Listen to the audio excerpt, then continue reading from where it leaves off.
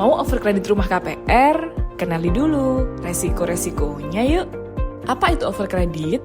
Overkredit adalah pemindahan kredit yang pada awalnya dilakukan oleh pembeli rumah pertama ke orang lain. Orang lain yang mengambil alih kredit ini menjadi pihak yang akan melanjutkan pembayaran kredit rumah pihak pertama. Atau dengan kata lain, overkredit adalah penjualan rumah yang masih dalam tahap cicilan dari pihak pertama ke pihak kedua. Dalam transaksi ini, pihak kedua membayar sejumlah uang untuk mengganti kredit yang sudah berjalan yang besarannya sesuai dengan kesepakatan. Selanjutnya, pihak kedua berhak dan berkewajiban atas kelanjutan kredit tersebut. Dalam prakteknya, ada dua cara overkredit yang sering ditemukan di masyarakat, yaitu overkredit langsung melalui pihak bank dan overkredit di hadapan notaris. 1. Melalui pihak bank. Overkredit melalui pihak bank langsung dilakukan dengan proses alih debitur.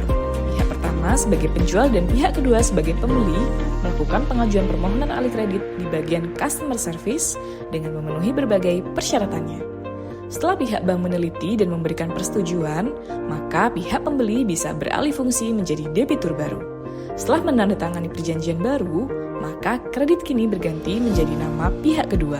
Dengan sistem ini, sertifikat rumah yang masih jadi jaminan sudah bisa dibalikan nama atas debitur baru. Resiko overkredit melalui bank. Proses ini biasanya memakan waktu lama karena analis kredit harus meneliti dulu kelayakan debitur baru.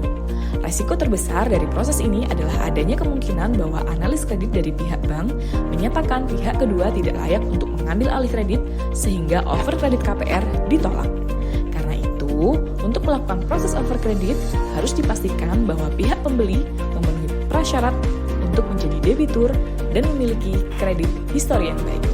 Selain itu, prosedur over KPR resmi langsung melalui pihak bank sifatnya lebih rumit dibanding dengan melakukannya di hadapan notaris, apalagi jika dibandingkan dengan proses pembelian rumah dari developer. Selain itu, biaya juga cukup besar. Ketentuan dan prosedur bank bisa berbeda-beda dan harus dipenuhi semuanya jika ingin permohonan ambil alih kredit dikabulkan. Meski demikian, ini adalah proses yang paling disarankan untuk diambil karena minim resiko. 2. Melalui notaris. Cara yang kedua adalah dengan melakukan over hak tanah dan bangunan dengan perantara notaris. Dengan cara ini, akta notarislah yang digunakan sebagai jaminan. Dalam proses ini, kedua belah pihak harus mendatangi notaris dengan membawa berkas-berkas lengkap untuk mendapatkan akta jual beli untuk alih hak tanah dan bangunan.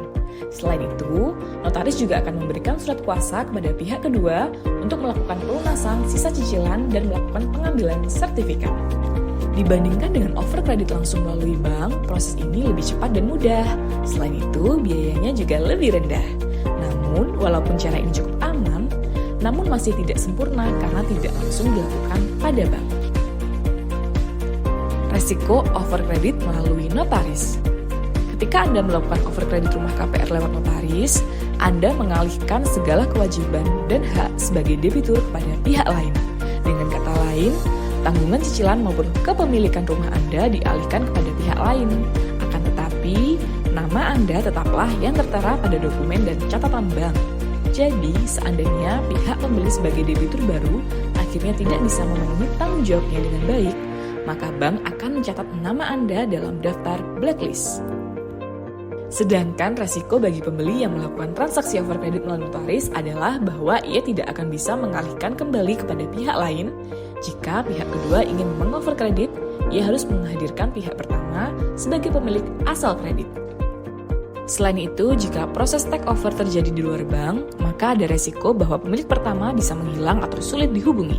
Jika ini terjadi, maka pihak pembeli akan kesulitan melakukan proses pengambilan sertifikat rumah di bank dan balik lama setelah lunas. Meskipun hal ini tidak sering terjadi, resiko ini tetap harus diwaspadai. Resiko lain renovasi rumah. Untuk pembeli yang menerima pengalihan kredit, kondisi rumah juga menjadi resiko tersendiri, berbeda dengan membeli rumah langsung dari developer.